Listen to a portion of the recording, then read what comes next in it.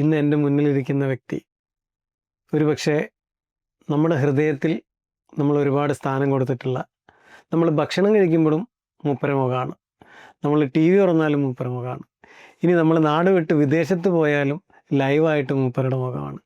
ഒരുപാട് കലാപരമായിട്ട് പടച്ചോൻ അനുഗ്രഹിച്ച് നൽകിയ, വ്യത്യസ്ത മേഖലകളിൽ കഴിവ് തെളിയിച്ചിട്ടുള്ള, എന്നാൽ വർത്തമാനത്തിൽ ഒരു കുട്ടിനെ പോലെ സംസാരിക്കാൻ കഴിവുള്ള, പുഞ്ചിരിയോടെ നമുക്ക് കാര്യങ്ങൾ പറഞ്ഞു തന്ന് അതിലൊരല്പം രുചി കൂട്ടിയിട്ട് നമ്മളെയൊക്കെ നുണപ്പിക്കുന്ന നമ്മുടെ എല്ലാവരുടെയും പ്രിയപ്പെട്ട കല്ലു.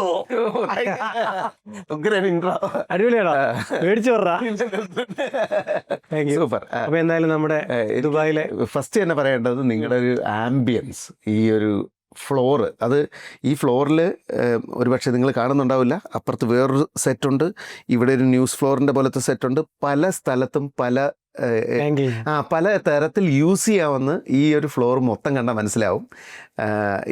ഈ ഫ്ലോറിൻ്റെ ഒരു വൈബുണ്ട് ഇതിനകത്ത്. വന്ന് കയറിയ സമയത്ത് തന്നെ ഞാൻ ഫുൾ ഉറക്കമായിട്ടാണ് ഇന്നലത്തെ പ്രോഗ്രാം സൗദി അറേബ്യയിൽ കഴിഞ്ഞിട്ട് മൊത്തം ഉറക്കത്തോടു കൂടിയാണ് ഞാൻ ഈ ഫ്ലോറിലേക്ക് ആദ്യം വരുന്നത്.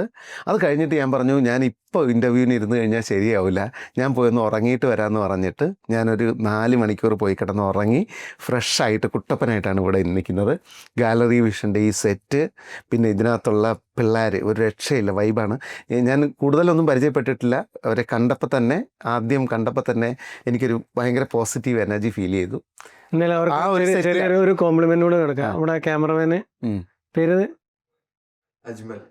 വർക്കീണെന്താ, അജ്മല്, അൻഷാദ്, അവർ രണ്ടുപേരും, പിന്നെ നമ്മുടെ മൊത്തം ടീം ഇവിടെ ഉണ്ടായിരുന്നു. അപ്പോൾ എന്തായാലും അവർക്കെല്ലാവർക്കും വേണ്ടി, ദുബായിലെ മലയാളികൾക്ക് വേണ്ടി, നാട്ടിലെ മലയാളികൾക്ക് വേണ്ടിയിട്ട്, നിങ്ങളെ ഇഷ്ടപ്പെടുന്ന പ്രിയപ്പെട്ടവർക്ക് വേണ്ടിയിട്ട് ഒരിക്കൽ കൂടി ഹൃദ്യമായ സ്വാഗതം. Thank you. എനിക്ക് ഒരുപാട് സന്തോഷമുണ്ട്.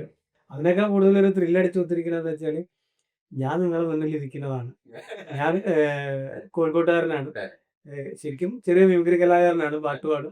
ആങ്കറിംഗ് ആണ് എൻ്റെ ഡ്രീം. അത് ബാക്കിയുള്ള ആളുകളെ ഇമിറ്റേറ്റ് ചെയ്യാതെ സ്വന്തമായിട്ട് ഒരു ശൈലി കൊണ്ടുവന്നിട്ട് സ്റ്റേജിൽ രക്ഷപ്പെട്ടു പോകുന്നതാണ്. അതില് എന്റെ 8ാം ക്ലാസ് മുതലുള്ള ആഗ്രഹമായിരുന്നു ലൈഫിൽ എനിക്ക് ആവാത്തതൊന്നുമില്ല അല്ലേ. ഇതിലെനിക്ക് അത് നമ്മളൊരു ആഗ്രഹം ഉണ്ടെങ്കിൽ അത് പടച്ചോന്ന് നമ്മുടെ കൂടെ കട്ടക്ക് നിൽക്കുന്നതാ, അല്ലെങ്കിൽ ഒരു ആൾക്കാരോ എന്തെങ്കിലും നമ്മുടെ കൂടെ നിൽക്കും.